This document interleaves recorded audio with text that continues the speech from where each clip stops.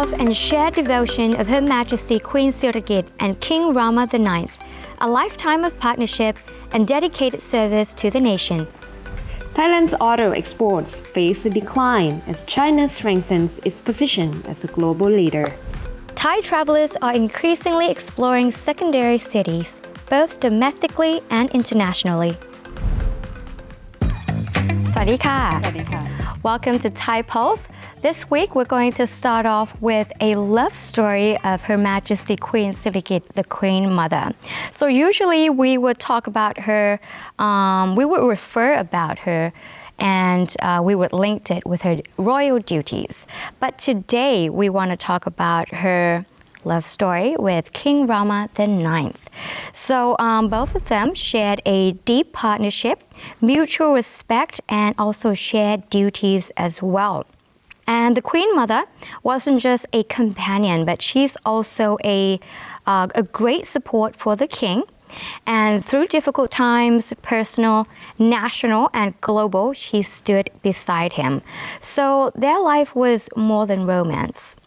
It wasn't just romance that they have for one another, for their families, but also the love that they have for their people.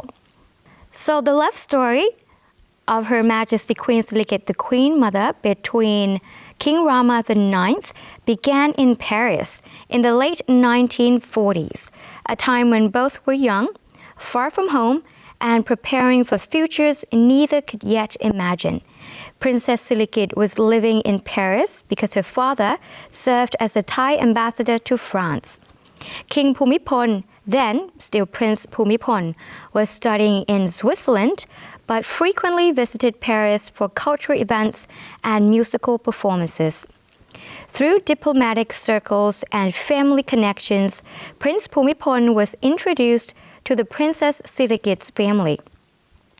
One visit in particular changed everything. He met Princess Sirikit, and the two formed a quiet, sincere connection.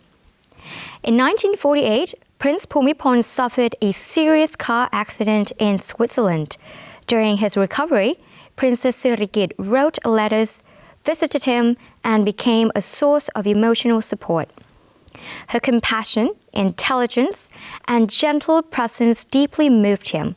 This was the moment their bond truly deepened from acquaintance to something more profound. Realizing that he wanted her by his side through life, the future king asked Princess Sirikit to marry him. On April 28, 1950, just a week before his coronation, they were married.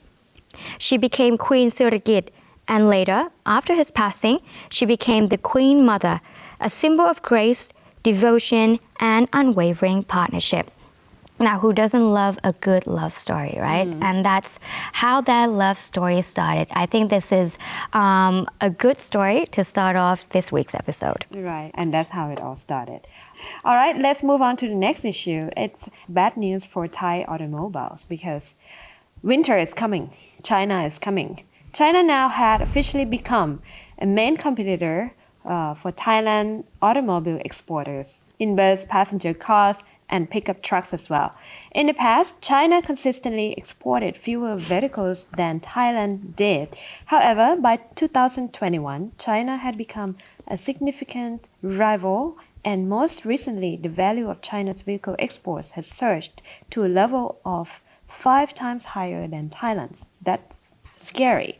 While Thailand's export value has been on a downward trend. So the trend for China is like this, but for Thailand it's like this. So according to Kasikon Research Center, the assessment is that during the first 9 months of this year, Thailand's automobile exports declined across several key markets, particularly Oceania and ASEAN, which together accounts for more than 56% of Thailand's total vehicle export share.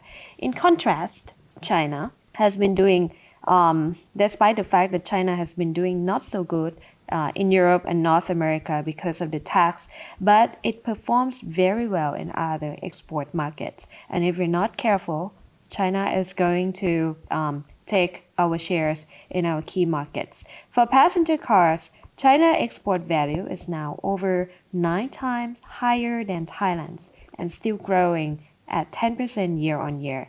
while Thailand's exports fell 11% year on year. And another market picks up and light commercial vans that has been a main market for Thailand exporter. China's exports surged 41% year on year, but Thailand only 8% year on year. Though the value of the cars of the export for Thailand is higher, but as I say, we need to speeding up. So currently, the report says that Thailand's passenger car exports are facing very significant challenges. The EV passengers car, where demand is rapidly increasing globally, account for only 10% of Thailand exports. So the report suggests that Thailand needs to shift the strategy because now a lot of internal combustion engine cars, traditional cars with fuel, is produced a lot in Thailand. So we need to really speeding up to be an EV hub. Otherwise, we are going to lag behind China soon. And recently, we had Motor Expo, right? And earlier next year, we're going to be having Motor Show. Right. So if you're planning on having a new car or a secondhand car, you know, or looking at other automobiles involved items, maybe next year is also a good opportunity to give it a visit as well. And for those of you who especially are interested in EVs, that is a very good opportunity. Right. All right, so coming up next, also something that is very exciting at the end of the year. I mean, this is the season for celebration.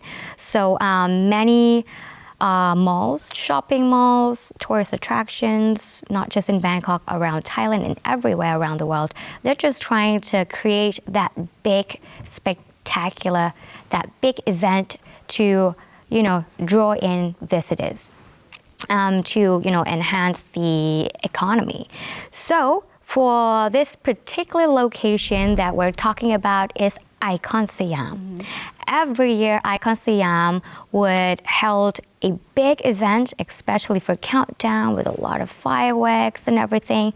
But this year, it marks their 7th anniversary too. So what's big will be even bigger. But also, we are still in mourning of the passing of Her Majesty Queen Sirikit, the Queen Mother, right? So they will still celebrate, they will go big, but at the same time, being respectful as well. ICONSIAM is one of the landmarks that you should definitely visit.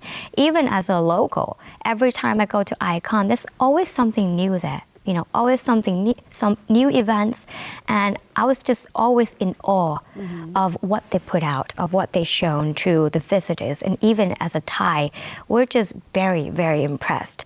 And I mean, just think about it. I mean, the venue, the event will be beside the Chao Phraya River. Along the Chao Phraya River, the view is spectacular, and especially at night with the lights and everything, it just looks superb, right? So if you have nowhere to go, you know, during the 27th until the 31st of December, if you're looking for a perfect location, for a romantic location, for the countdown, don't forget to give ICONSIAM a visit, okay? 27th to 31st of December at Riverside River Park. So right at the back of ICONSIAM alongside the Chao Phraya River. There will be a huge lineup with over 200 performers, local and international, a massive riverfront entertainment arena, and headline concerts featuring global artists alongside top Thai talents. So, I mean, Thailand is putting out a statement. Thailand can combine tradition, modern entertainment, global standards, and cultural depth. Because like we always said, I mean, we're in the middle of mourning of Her Majesty's passing, but at the same time, we can still celebrate and be respectful at the same time. And also Thailand is not only trying to attract tourists. We're not just trying to spotlight Thai culture and generate economic activity, but also we want to ask visitors to be respectful towards the city as well, to be respectful towards the river, the residents, and basically be respectful towards the environment as well, because that is something the global stage is looking out for, right? So in order for Thailand to be, step up to be on the global stage, we need to be sustainable. Not only we have to create Thailand or Bangkok as one of the top spotlight tourist attraction, but we need to be sustainable, or I would say create a sustainable tourism. So I think economy and the environment need to go hand in hand because in order to create sustainable tourism, this is something that we need to work on. And by them using the pyrotechnics or the drones and also the eco-friendly fireworks, which I'm not quite sure what it is. But there's a good sign though that they're using the pyrotechnics and the drones more because usually we are familiar with the classics, right. The classic fireworks, boom, boom, boom. But every single year, cats and dogs around the area, they just feel the tension. They don't feel the excitement like we do, but the animals feel that tension and it just creates very bad chemistry, for the animals around that area. So in order to create harmony and excitement at the same time, I think we would just need to be respectful to the locals and the way of life of people who are living around at that certain area as well. Right. All right, next we're going to talk about the price of coconuts. The coconut is, of course, one of the economic crops of Thailand, but unfortunately, the price has been plummeting from 30 to 40 baht to 2 to 3 baht per fruit in the past recent months. Local collectors and factories are being urged to stop price collusion amid growing concerns from farmers. And the government agencies, of course, stepping in, but the farmers say they are too slow, right? That the farmers have been voicing their concern for several months already and asking the government to use certain mechanism when agricultural crop prices is lower than usual, like price guarantee. But the government has not been using it yet. So the farmers remain very, very affected, especially in Samut Songkhram province, not far from Bangkok, which is the main coconut production province in Thailand. So in the mid-2025, the situation worsened. Before, the coconut price were very good, quite high. So many farmers turned themselves to be coconut farmers. But then in the mid-2025, the price dropped dramatically. Many farmers describe the situation as the worst crisis in decades. Growers also report slow responses from government agencies. The government said the lack of budget, or they just cite many reasons that forcing farmers to almost stop their harvest and their production as well. Well, I chose this topic because I think it's important to talk about the farmers. In Thailand, fresh fruits are one of the most export products of Thailand. Yes. If not the first, right? But oftentimes we see the phenomenon like this, where agricultural crop surged or dropped very drastically. Last year, many years ago, it was rubber and then rice and then durians. It's just a vicious circle. The logic behind that is simple, is that there is supply more than demand. But the ones who left affected the most are the farmers. Yeah, and I think we need a structural reform for the farmers, because I interview many farmers and they voice a concern that it's like being a farmer in Thailand is like going to vicious circle. You cannot predict anything. Adding climate change into the reason, you cannot predict your crops. You cannot when you cannot predict your result, you cannot predict your cost, your production cost, your profit. Everything collapse, right? So if this year the crop is good, then you produce more. But if there is like a typhoon or whatever, your crops collapse and you end up taking more loan from the banks. So you're indebted forever, right? And this is the structural reform that we need for the Thai farmers. Yeah, that's very sad to hear. And personally, I drink coconut water every day. I just love the taste of it. So hearing about the fact of this is very frustrating. Yeah. And I feel the tension and the sadness of the farmers too. So I think the government or the authorities should definitely do something about this. Right. So hopefully, the government will take more serious about this issue. All right, now let's take a break. More issues to be discussed. Stay tuned.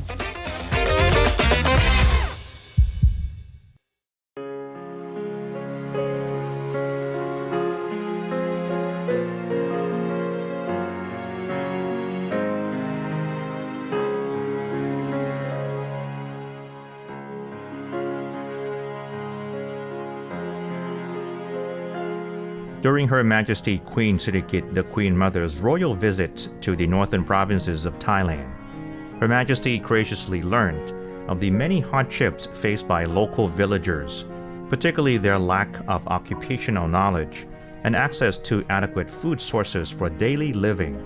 Deeply concerned for their well-being, Her Majesty expressed her royal wish to improve the quality of life of the people. Guided by this vision, Her Majesty graciously initiated the establishment of a model farm, a center for agricultural training. The first of these farms was established in 1997 at Ban Khun Tat, Jom Thong District, Chiang Mai Province. The model farm project under the Royal Initiative was created to provide employment and improve living standards for rural communities. The project encourages villagers to pursue stable occupations and earn reliable incomes to support their families. It also promotes raising native livestock and sustainable food sources and emphasizes the conservation of natural resources to preserve ecological richness for future generations. Furthermore, the project serves as a center for agricultural education, research, and technology transfer. In addition, Her Majesty Queen Sirikit, the Queen Mother, sought to extend assistance to those affected by the 1997 economic crisis, particularly individuals who had lost their employment.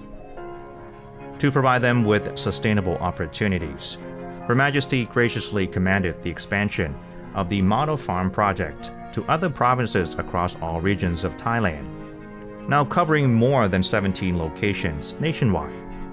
On the auspicious occasion of Her Majesty's birthday anniversary on August 12, 2002, Her Majesty delivered a royal address to well-wishers who came to offer their birthday facilitations at Dusit Dalai Hall, Jitlada Villa, Dusit Palace. In part, Her Majesty stated, quote, "I once thought that if each country could increase its food production, it would greatly help prevent famine in the future. That is why I initiated the Model Farm project. Moreover, when villagers came to me and said they had no work, and even after finishing their studies, they could not find employment, I allowed them to work at the model farms. At the same time, they learned the correct methods of raising livestock. And when they left, they could use that knowledge to raise their animals properly and sustainably." End quote. The model farm project under the Royal Initiative at Ban Khun Tat, Jom Thong District, Chiang Mai Province, has successfully created livelihoods and sustainable food sources for its residents in Doi Gao sub-district, as well as for residents of nearby communities. The project has also revitalized the local ecosystem through reforestation with native rattan species, the construction of mixed and semi-permanent check dams, and watershed rehabilitation efforts. These initiatives have restored the moisture balance of the surrounding forests and created sustainable water sources for household consumption and agriculture. Today, more than 800 households benefit from these resources, living in harmony with nature and in accordance with Her Majesty's enduring vision of self-reliance and well-being.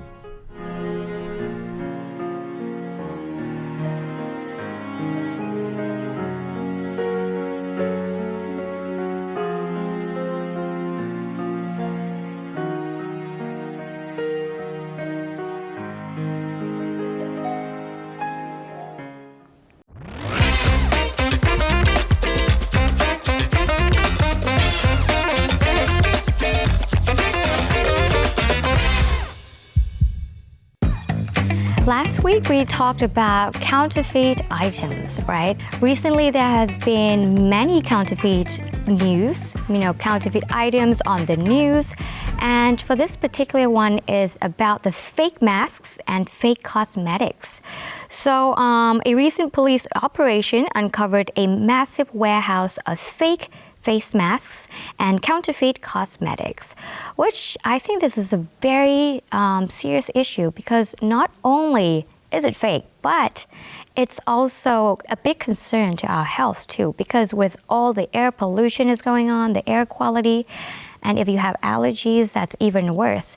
And if you happen to be wearing a fake kind of mask, the mask that doesn't really actually work, probably has only 1 or 2 layers, and it doesn't actually do anything but cover up your face. So that's a big problem because it will actually cost your health.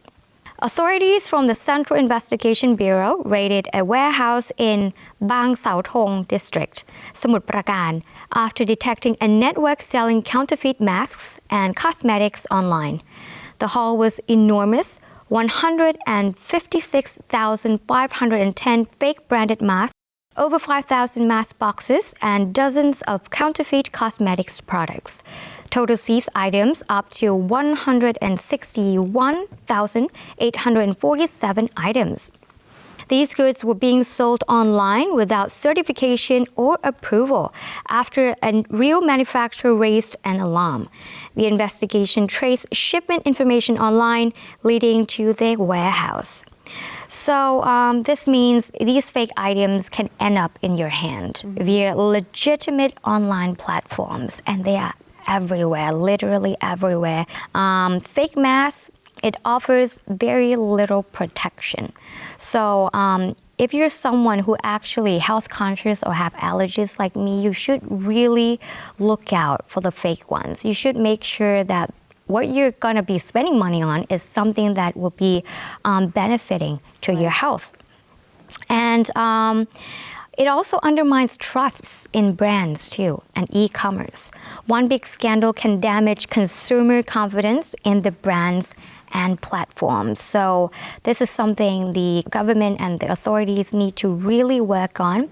Also, online shopping is growing very, very fast indeed. So, the authorities need to step up their game to protect consumers, need to protect also the platforms as well, because they are legitimate platform, and sometimes they don't even know what they're allowing people to sell online, right? Because there are so many. I don't think they have enough resources or the time to actually check everything, right? So we as a consumer, we need to look out for these kind of things because it's literally everywhere.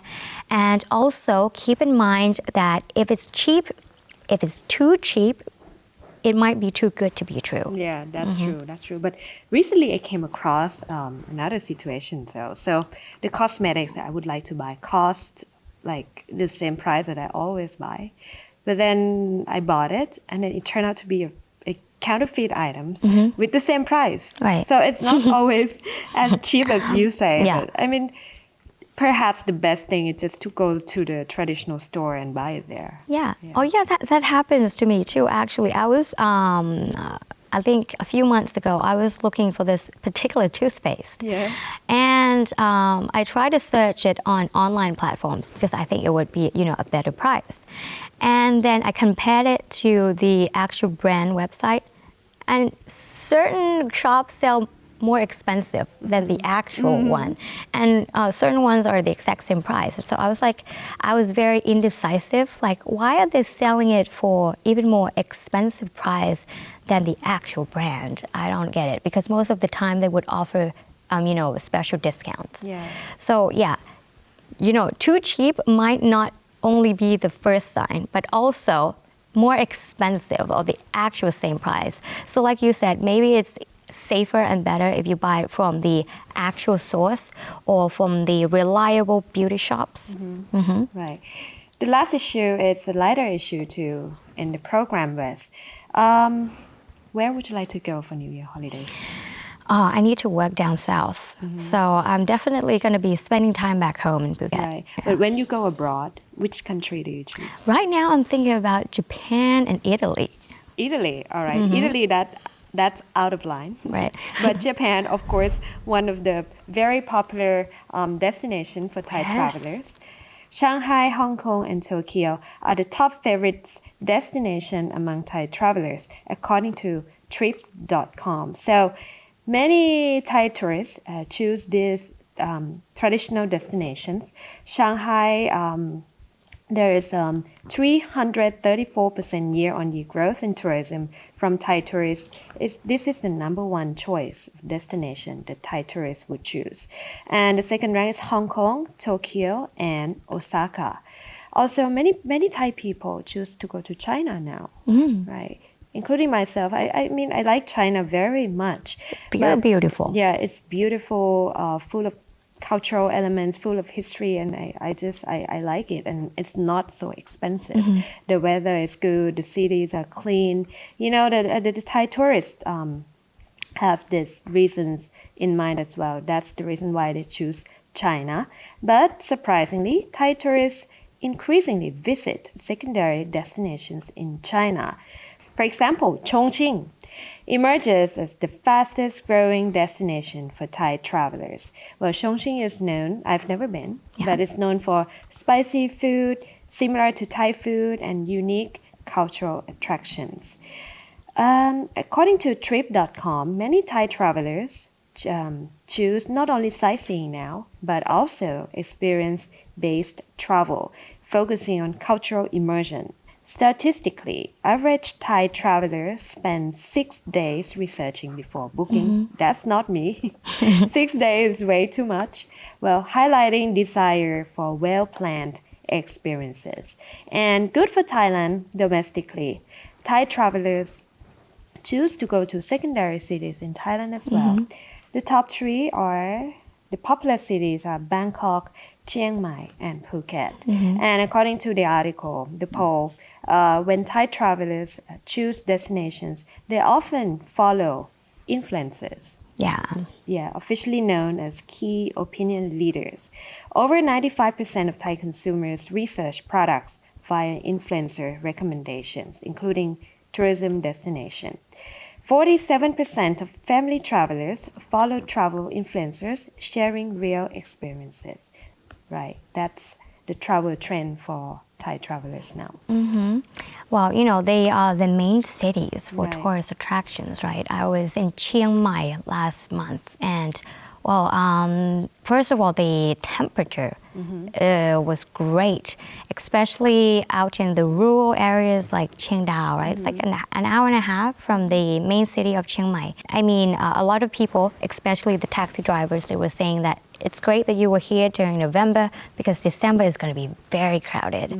And I can't imagine how crowded it would be because before I flew back to Bangkok, I was spending some time at the Sunday market, and my God, there was no space to stand. Like, you can't even barely buy anything or stop by to look at any certain stalls because there's that much people. And I can't imagine how packed it would be in December. Now, I'm not trying to scare visitors, but, you know, just to give you a friendly heads up, you know, if you want to visit certain tourist attractions areas in the big cities like Bangkok, Chiang Mai, and Phuket, maybe you want to give it a visit on the earlier hours, you know, because after like 8 p.m., it's going to be packed. Right. Especially if you're there with your family and children, better to go earlier during the day. And other secondary cities are popular as well. I let you guess. According to Akoda, number one is, I let you guess, The secondary cities. in right? Thailand. Not Khon Kaen. Pattaya. In the south.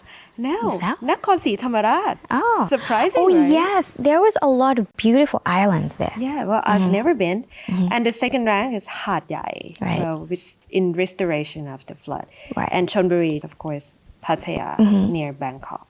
Well, we hope you enjoyed this week's episode, and we'll see you next weekend. สวัสดีค่ะ สวัสดีค่ะ